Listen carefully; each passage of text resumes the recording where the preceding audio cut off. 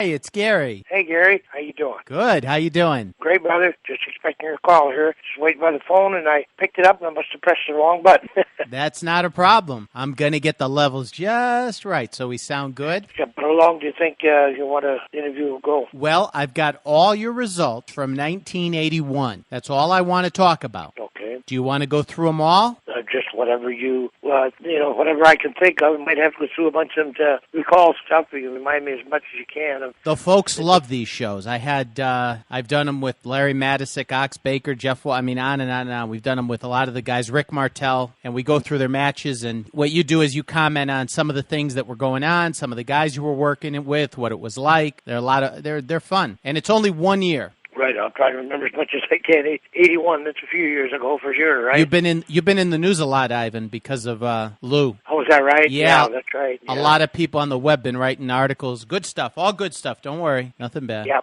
Captain was a very nice man. I really enjoyed the captain. Yeah, good manager and a good friend. Ivan, do you remember what brought you into Crockett in the early 1980s? Yeah, I sure do. I had met George Scott 1973 in Minnesota when I was there for the AWA at Vern Gagne, and George came in, I thought just to wrestle because I wrestled against him, and I heard of the Flying Scots, and I ended up finding out later that he was the booker for Crockett's down in the Mid-Atlantic area, or was going to be the booker, and he was out scouting for talent, and he had asked me about the possibilities of coming down to Charlotte area, and I went for it. I liked the idea of going south. So right at that time, I said to him, yeah, I'd like to come in. That was 74 that first came in, and I was in and out of the territory after that with the NWA, having different territories from Florida to Atlanta to the Crockett area, and I would just bicycle around and WWF in between, and trips to Japan and such,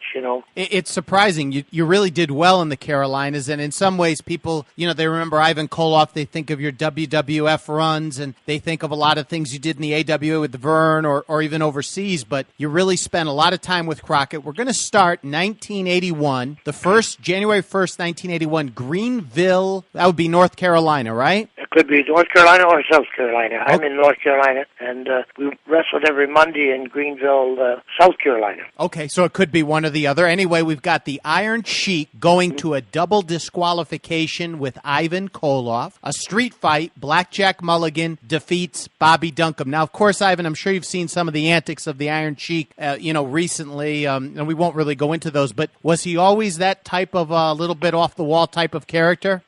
I always got along real good with him. At first, we were, of course, tag team partners, and you're saying this was in 81. I believe after that, I had a run-in with him overseas. I talk about that in my book. When I went to Kuwait, he was on a tour with me, and it was my fault. Really, I got too much vodka in me, and I was being crazy, and ended up getting into a fight on the airplane. But he was, to me, always got along good with him. I guess everybody's got their own personality, and maybe some people like you and some don't, but I got along all right with him. I know nowadays he ends up getting a little carried away with, I guess, the type of interviews he does with a lot of cursing, and I don't really go for that myself, but not to judge him, it's just I don't like it, and I found with him in the ring as a partner, no problem, and then they ended up doing a thing where they thought that possibly, both of us were hated. I was Soviet Union, he was Iran, and how about these two guys get into a fight with each other? And I remember it all stemmed from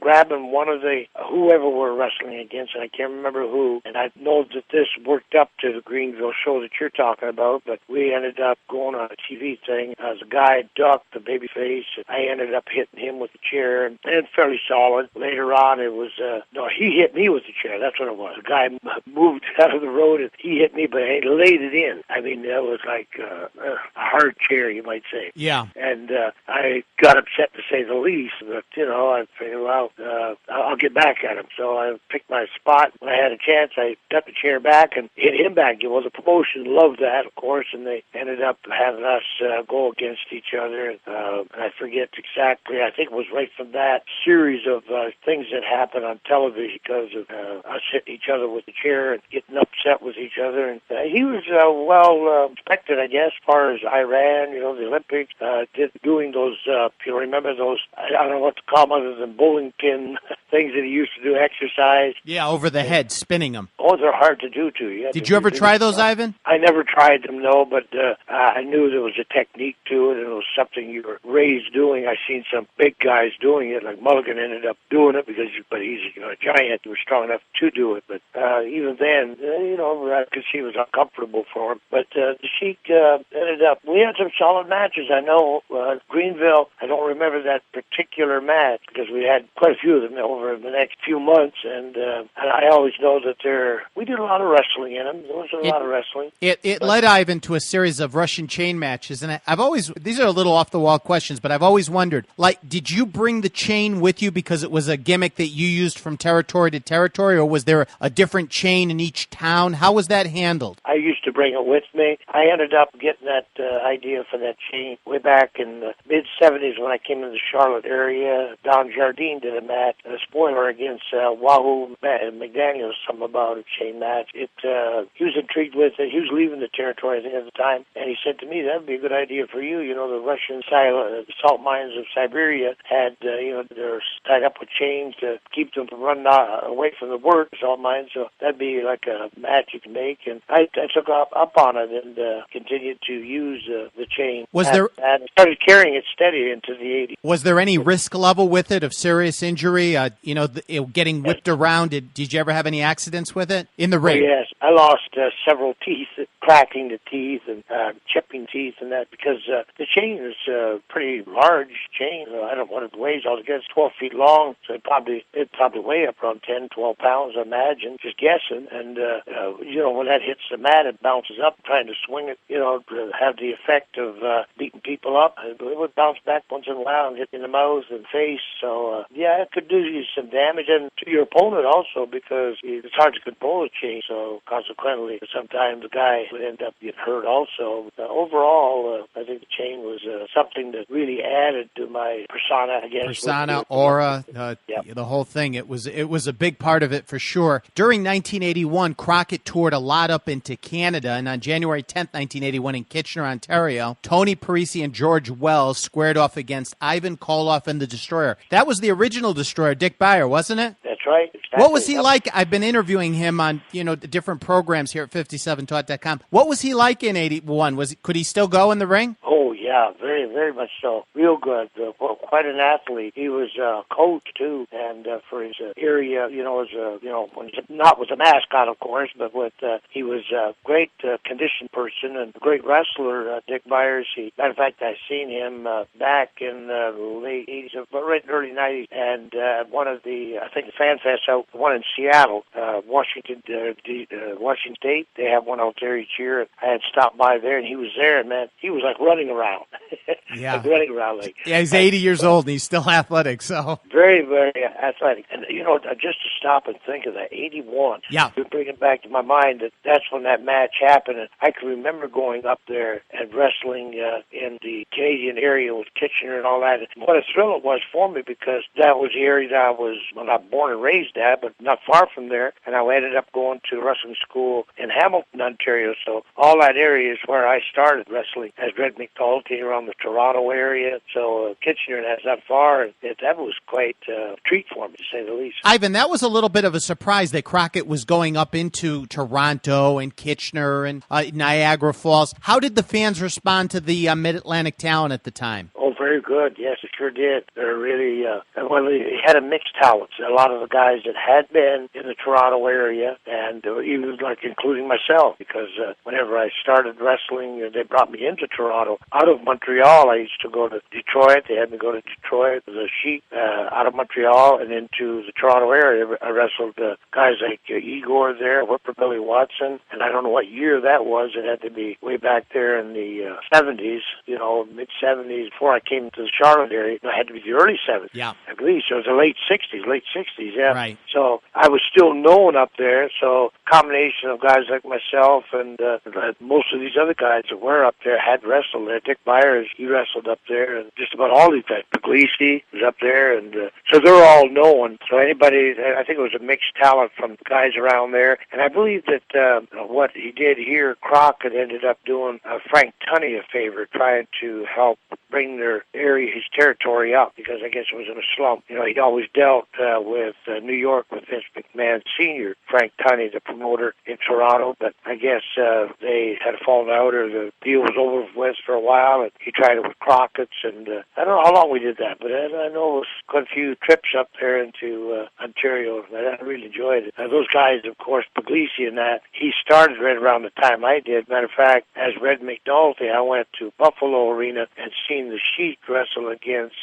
Johnny Powers, and Puglisi was wrestling then at that time when I started for Vince McMahon. So to go back up there later, guys like that, are great. Quite a treat. February 7th, 1981, Greensboro, North Carolina. Main event, Masked Superstar and Paul Jones defeat Ivan Koloff and Ray Stevens by disqualification. Ivan, what was it like in Greensboro? It was really one of the capitals of the wrestling world. Of course, it's, long since forgotten as that. Mid-Atlantic is long gone. Crockett is long gone. But in 1981, what was the feeling inside that arena? It was great. It was always a great atmosphere for the fans, for the wrestler too, because those fans always seem to really love wrestling and really get into it. At that time, it was just in the building stages of going to the large arenas like Greensboro Coliseum, and it had, wrestling went in slumps. It was up for a while and go down for a while, and that. So that combination, you said that myself and Ray Stevens wrestled against whom now? It was the Masked Superstar. Sorry, I jumped ahead. Hold on. Masked Superstar and Paul Jones. Paul Jones, wow. And they were big down in Mid-Atlantic for many years. Yeah. I mean, you were big. Ray Stevens was in for a short period of time, but he did very well.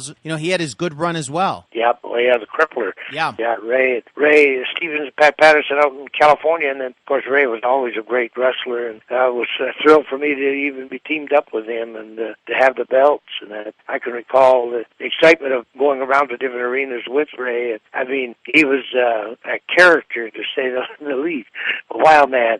Everybody has their own kind of. I say that in all great respect for Ray, because he's a bit older than I was, and I was looked up to him as as a teacher type thing, as a guy that I needed to watch to learn stuff. And Ray was really a kidder. He liked to get out and have a good time. And I remember the parties we used to have, and just nothing real big, but just the idea that I tell a couple of the stories. Matter of fact, in my book about Ray, and some of the off the wall things that he would do, but he would just do it in good nature. It wasn't like trying to freak me out or to hurt me or anything like that. It was just to let me know that, hey, he's Ray Stevens. That's his way. But, Ivan, what was great wrestler? Ivan, what was the atmosphere like in the Crockett dressing room? Obviously, you guys are doing great business. A lot of wrestlers wanted to come to Mid-Atlantic, make a lot of money, not long trips. Were the guys friendly with each other? Was there antagonism? What was it like in the dressing room, 81? I'd say overall everything went good most of the time. But, I can't remember the exact years, but I've seen guys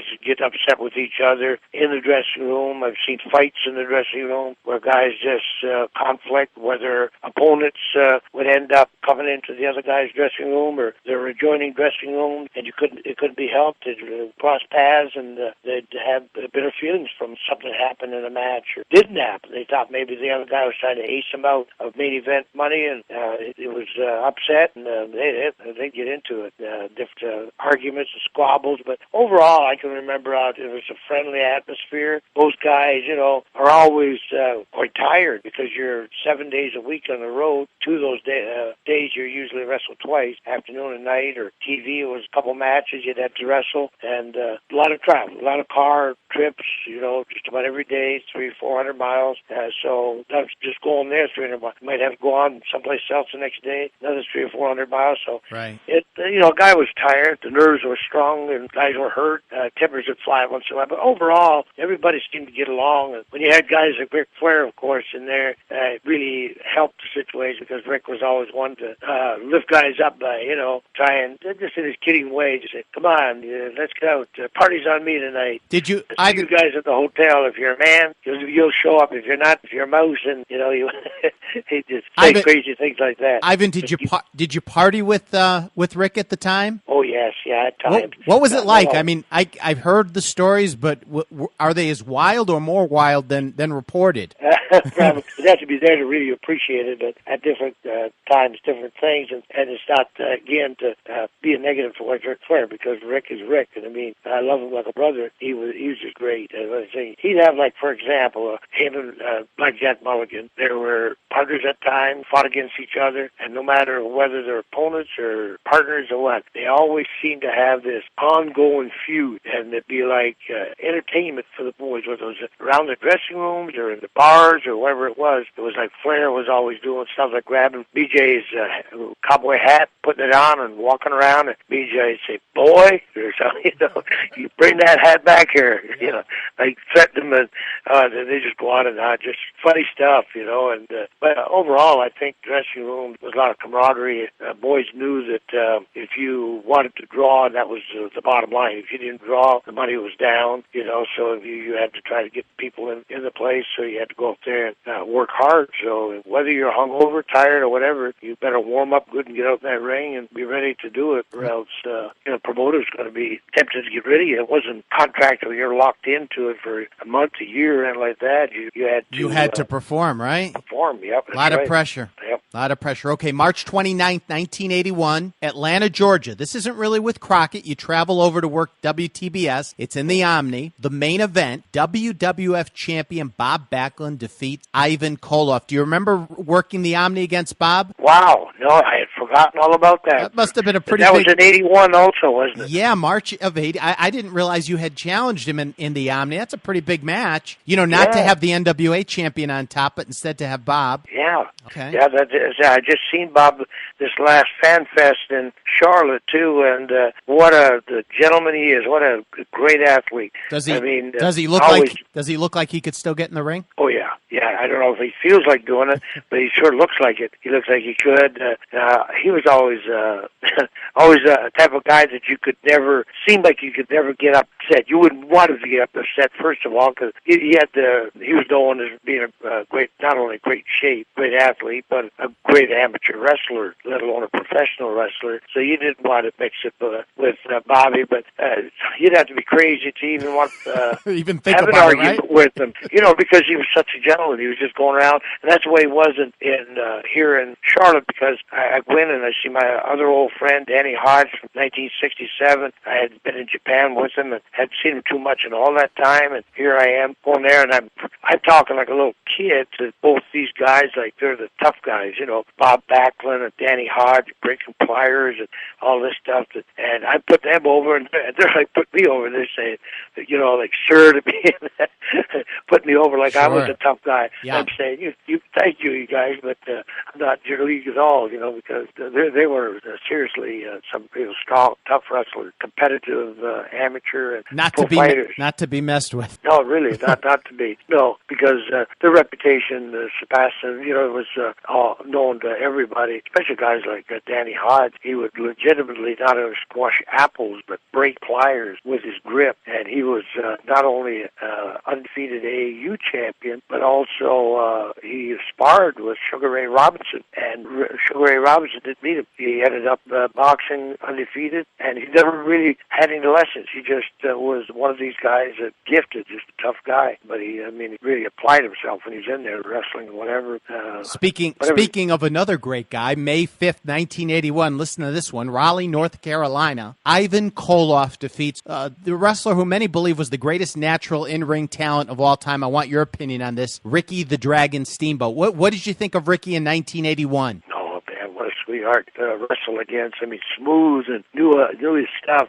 I actually felt somewhat embarrassed in beating him, because this guy was business. I mean, the promoter looked at him, the fans loved him, a good-looking guy, great body. He could do everything and do it real good. It was a situation where I dropped him on the top rope, if I remember right.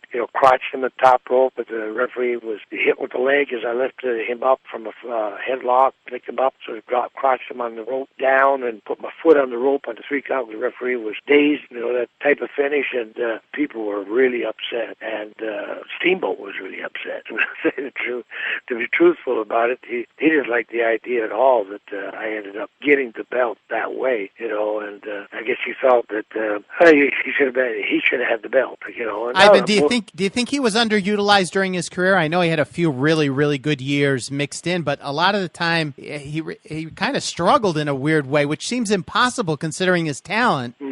He probably should have been, for his talent, he should have been like the champion. Yeah, more a longer run on top, and it never seemed to happen for him, which is strange because, again, I don't know if anyone was ever smoother in the ring. As we watch a match and see someone that smooth, is it easier for you to work a match inside the ring with someone that smooth? Yeah, if you know enough stuff, if you know enough wrestling yourself. If not, it's just like becomes embarrassing and confusing because the guy he can embarrass you. Oh yeah, could it really embarrass you? Yeah, if you didn't know a lot of stuff, because hey, this is how good the Steamboat was. Flair ended up, mid-70s coming into the area and really being liked by the promotion, to say the least. They seen him as indeed another Buddy Rogers, somebody that was really money for them, and then for Rick to go against this new guy, Rick Steamboat, and to actually beat Flair, I believe it was on TV in a non-title match. That really made Steamboat overnight. But no matter what match Steamboat was in, whether it was tag team or single match, and if you couldn't have a match with Steamboat, you just didn't know what you're doing. It did prove you didn't know what you're doing pretty quick. Here's a big card. This is July 5th, 1981, Greensboro, North Carolina. U.S. champion Roddy Piper defeats Wahoo McDaniel. Ricky Steamboat beats Austin Idol, who was in with Crockett for a short period of time in 81. And in a cage match, you may remember this, you may not, Ric Flair defeats Mid-Atlantic champion Ivan Koloff by disqualification. Do you remember? Wow, yeah, I do remember that, but vaguely. Then now that you bring it up, what a loaded card that is too, right? Oh, with yeah. Rowdy there. Man, and that was just an honor to be able to, get in there and have a little run with Rick. I didn't stay around long enough, really, for them. I guess they looked at me as being, maybe a guy that you couldn't trust all the way, because I was kind of a rebel in a way, a quiet rebel, but I always looked at wrestling as, a type of business that you were, freelancing, that you were, like there's 2 drugstores on the corner, if you're good enough to work at one and the other one wanted you to pay you more money, you go to the other one, but of course they didn't look at that. But Ivan, I've heard you say this before in interviews, and I've never talked with people that have that kind of opinion of you. You seem to be the only one that has that opinion, that they looked at you as a rebel. Are you certain that they did, or is that just how you perceive it? Well, because of a couple of things that I ended up doing, I didn't do it intentionally to, go against the grain, but yeah. I was just offered, like, for example, when the IWA came into the area in 75, I'd been working with the Crockett's there, and happy with it, but, I was stuck at a certain amount of money. Those that are getting the process, are featuring me and everything against Paul Jones and all that, and then all of a sudden it was like, this other group come in and they say, hey, we'll give you X amount of twice as much money in a contract, that you'll get this. And so even though it's a short contract, you're sort of, why not? I don't have a contract with Crockett's. I just got a word of mouth. As long as I produce, I get the main event slot. If I don't produce it, I don't. So I figured there was nothing wrong with, going for that. But looking back on it, it was a stupid move, really, because, whenever promotions, especially different alliance people like Crockett's or Florida or whoever it is, end up having one guy that does something to make them unnervy, especially going for a different different group, this competition to them, it looked like a little scared of you the next time you come to work for them, and that's why I say that, I guess. Sure. Yeah, I didn't do it a lot. It was just the idea that one time I ended up doing that, and it was kind of looking back on it, kind of a mistake. I should not have went that route. My reasoning, I guess, wasn't... Yeah, God forbid you operate in a free market, right, Ivan? Yeah, that's right, yeah. It was more, you had to, please them or else, that they wouldn't use you, didn't want to use you. So I was sort of put in the back shelf there a little bit for, I guess, tried to teach me a lesson for a while. So I was calling around, and for a little while there, I didn't have a place to go other than Japan. So Dick the Bruiser used me in '77 there. And of course, by this time, I got up back in the good graces with the Crockett's and the NWA by '81, wrestling in matches like that. It was really a thrill to be able to get in the ring with Ric Flair, because I was there when he started. He was there in '72, '73. Vern Gagne trained him. He graduated '73. Matter of fact, we went on one trip together on his birthday and celebrated together. And needless to say, at that time I didn't know he was going to become this big star, but we got along real good and always remained friends. I always look up to Rick, as a friend and as a great talent in the business. If I see him today, I'd think the same of him. Never had a conflict or bad words with him. If I did, it was because I was too drunk to know what I was doing. You're forgiven for that. September, maybe not the drunk part, but for getting upset. Sorry. September 5th, 1981, Greensboro, North Carolina. We're getting near the end of the year. Listen to this lineup just so you can remember what it was like. Texas bull rope match. Ric Flair defeats Ole Anderson. Abdullah the Butcher and Roddy Piper no contest with Ron Bass and Wahoo McDaniel. And Leroy Brown defeats Ivan Koloff. Leroy was on his way to having a pretty good career until health issues intervened. Yeah, he was good. He was loved by the people, big man, and had a personality that the people loved, and he could get him going in the ring, Leroy. And hey, that was part of it.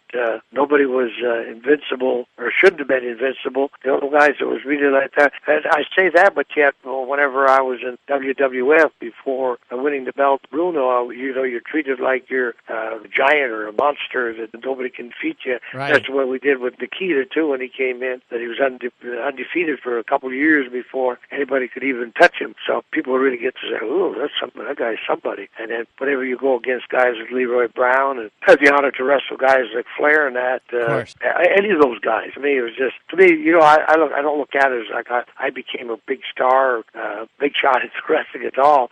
I just keep pitching myself today throughout my career just to say, man, I'm actually wrestling, let alone being a champion. Well, unfortunately, Ivan, that's not how the fans see it. The fans see you as one of the elite stars of all time. Let me tell you, because I'm one of them, and that's when I think of Ivan Koloff. Hey, he's one of the top 20 guys in the history of the game. Your career went so long, so successful, and I don't know, Ivan. I think you're a little down on your place in history. I think it's a little higher than you think.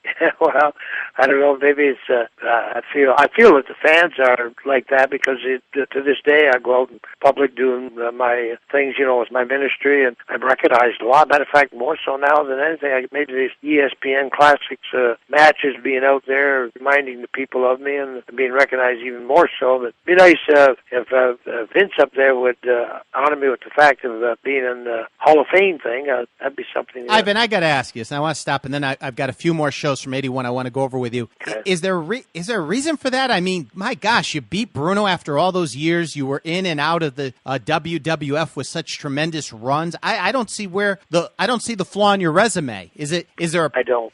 But there can't be a personal issue because you're easy to get along with. What's going on here? I really don't. I tried to analyze it myself, figure it out. I never had run-in with Vince Jr. I was always looked at him as a great commentator and big help to his dad up there, and always got along with his dad. I mean, had a couple little things where I ended up going for a different guy, but they usually after that, different promotion, but they usually after that, so I didn't figure that they're still angry. I mean, I guess as far as I can see, maybe there's nothing there that he's really having a grudge against me. Maybe if the fans would just email in, and would be nice if they did. The idea of suggesting that Vince would.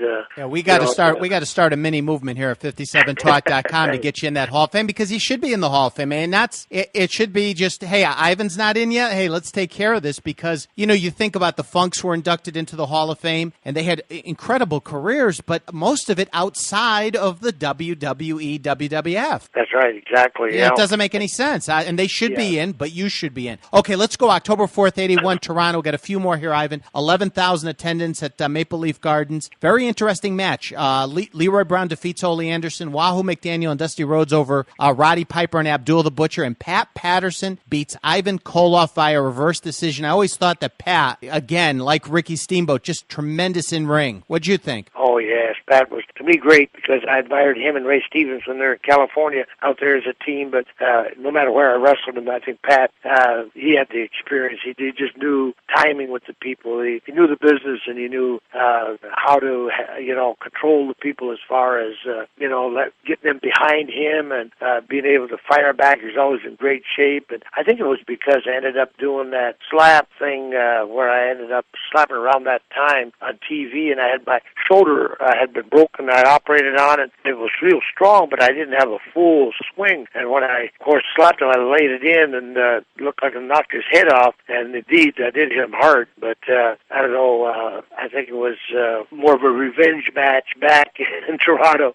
And no matter where we went, it was the people wanted to see it because they believed the slap and they believed that Pat was really hot at me. And indeed, he was, I guess. And it just added to the match. Had me on my toes more to keep away from his punches and that. I had done but good things to say about Pat because he was a great wrestler, great draw, and his record shows that no matter where he was at, Florida, New York, to California, all over the place, anytime he was involved, main event matches, he always drew a lot of money. Thanksgiving night, November 26, 1981, Greensboro, North Carolina, the Coliseum, main event steel cage match. This is Thanksgiving. Ole Anderson versus Ric Flair, lights out match. John Studd versus Blackjack Mulligan. And I hope you remember this, a one-night tournament for a Cadillac car featuring Greg Valentine, Angelo Mosca, Ricky Steamboat, Roddy Piper, Ivan Koloff, and Sergeant Slaughter. Those shows on Thanksgiving in Greensboro always sold out.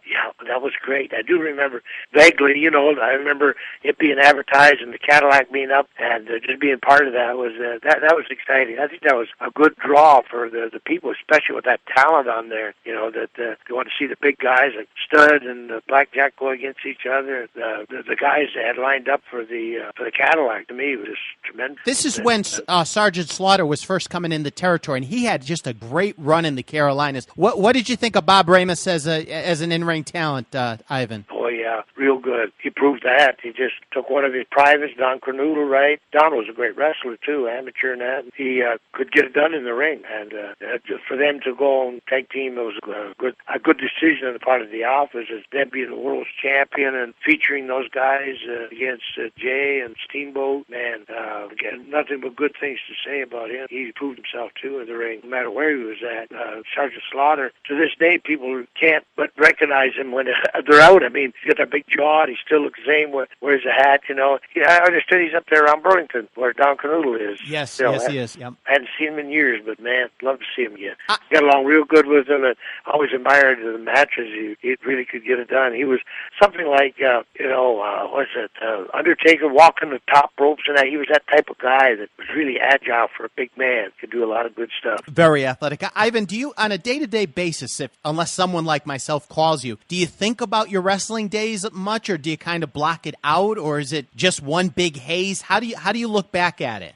Oh, no, just in awe of the fact that I was ended up being as lucky as I am, because really I'm not a big guy. I was up to 300 pounds, and, I was one of these guys that bench pressed 500 pounds. Never got in the steroid kick around like that, but I was just very fortunate to become famous in the business, and I know that, so I'm grateful for that fact, and I guess as years went on, I became more relaxed with it and started really learning more things about, putting my image over and all this. But I look back on it now with fond memories. I wish back at that time could have been making the money that the boys are making today because of pay-per-view. But I guess hockey, football, basketball, all those sports would have liked to have seen that years ago. I remember some of the football players like, wow, heard the cat lad talking about the money in football back then versus what it turned out to be in later years. Ivan, you mentioned that you didn't use the steroids, and you had just a great in-ring look. Do you think today that the guys, if they really used a training training regimen like you did, not all of them because of genetics, but do you think that they could have a better look without using the juice? Oh, yeah, I think so. Maybe not better than what they look now, because no doubt about it, whenever you take something that's made to enhance muscle growth, I mean, it was first discovered, I guess, steroids for people after the Second World War. I think they're anemic and needed help and that was sort of put into play to get these people back. And it's even used today, like prednisone, for health reasons, for people to strengthen the immune system, get them back, and for people to take it. To me, they found out now it's very, very risky to take it, but I think that most of those guys have been proven so many times before, with just the names that you mentioned in the visit, that did take it, and that's most of the people that we've talked about, did take the steroids back then, and they were all able to perform, and some of them were giants, some of them were great athletes, looked the part, great shape and everything. So yeah, it's not like we look. It's not like we look back at 1981 and think, oh, it's a bunch of skinny 180-pound weaklings in the ring. Not at all. No. Yeah. No, Ivan, your website. Yes. The address for your website. Oh, IvanKoloff.com. And your book. Yes, it's Is That Wrestling Fake?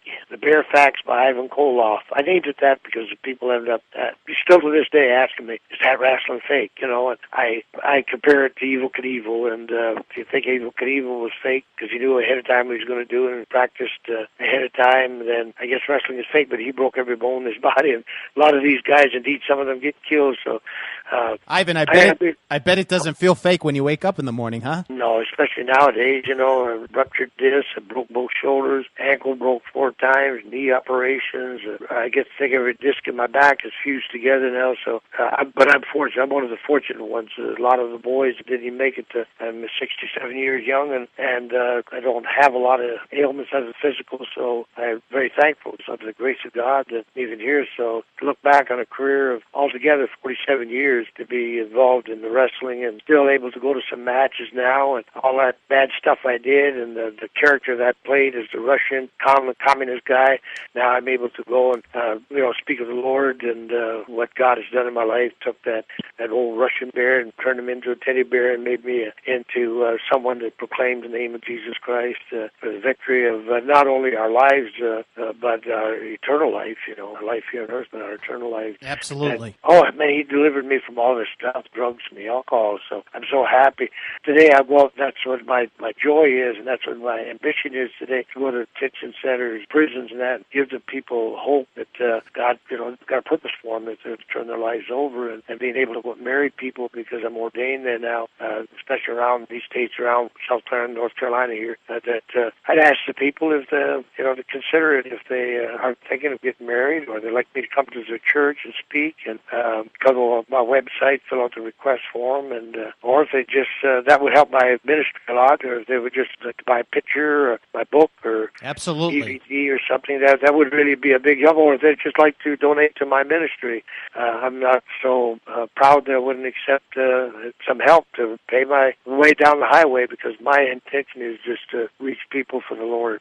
That's what I've promised the rest of my life to, dedicating it to this day forward. IvanKoloff.com. The book, I have it here. The exact title, Is That Wrestling Fake? Yes, sir. And it's an excellent book. It's very interesting. You might think, well, I'm going to get a book and Ivan's going to kayfabe me. No. He takes you inside the world of wrestling, and it's an excellent read, Ivan. I rate it very high, and I'd also like to thank you. You don't do a lot of interviews. This is your 3rd interview with 57talk.com, and believe me, I really appreciate it, and so does the audience. Thank you. Well, my pleasure. God bless you, brother. Thank you to all the fans out there, and God bless everyone. Thank you, Ivan. Have a great night. You too, brother. Okay, bye-bye. Bye-bye.